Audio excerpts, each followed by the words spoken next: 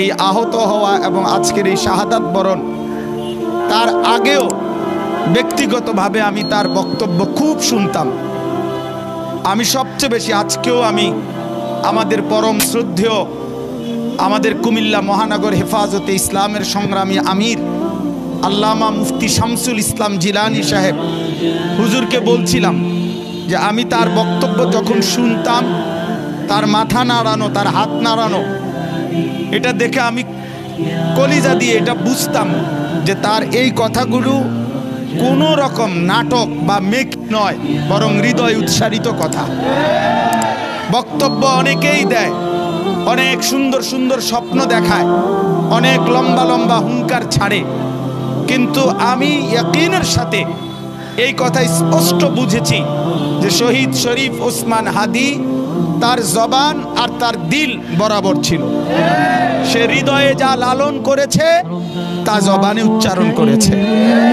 অতএব আমি শুধুমাত্র এই এতটুকু কথা মনে করাইতে চাই, আজকে ভারতীয় আধিপত্যবাদের দোসররা, তাদের এটা মনে করা উচিত ভারত থেকে তারা আমার দেশের জুলাই যোদ্ধাকে ঘাড়ে গুলি করার পরামর্শ দিয়েছে, মাথায় গুলি করে তাকে শহীদ করেছে। বাংলাদেশের জনসংখ্যা কম হতে পারে, তোদের ভারতের জনসংখ্যা বেশি হতে পারে, কিন্তু রব্বে কাবার কসম, আমার বাংলার 18 কোটি জনতা জীবন দিতে যতটা পছন্দ করে, তোরা বাঁচতে যতটা চাস বেটা। অতএব শহীদ শরীফ ওসমান হাদির নিজের লেখা একটা কবিতা আছে, আমায় ছিঁড়ে খাও হে শকুন। সেই কবিতা শহীদ শরীফ ওসমান হাদি নিজেই আবৃত্তি করেছিল।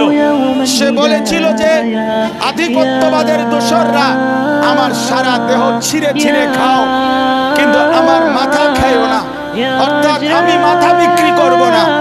কিন্তু দুশ্মন শহীদ শরীফ ওসমান হাদির মাথায় গুলি করেছে, জীবন দিয়েছে, কিন্তু শহীদ শরীফ ওসমান হাদি প্রমাণ করেছে ধ্রিম ধ্রিম বাজে গণ তুন্দুবি দামামা, হাঁকে ভীর শির দেগা নিহি দেগা আমামা। অতএব আজকে ইনশাআল্লাহ এই জমিনে আমরাও আল্লাহর কসম করে বলি, 18 কোটি জনগণের পবিত্র শিরায় 1 ফোঁটা রক্ত থাকতে আমার মাতৃভূমির 1 ইঞ্চি জমিন ভারতের বেঈমান তোরা নিতে পারবি না। এই জমিন 1 রক্ত নয়, 1 হাদি নয়, লক্ষ কোটি হাদির রক্তের পবিত্র জমিনে প্রয়োজনে খুন ঝরবে, কিন্তু আজাদি থাকবেই থাকবে, থাকবেই থাকবে, থাকবেই থাকবে। صباحي مصفد بمسايا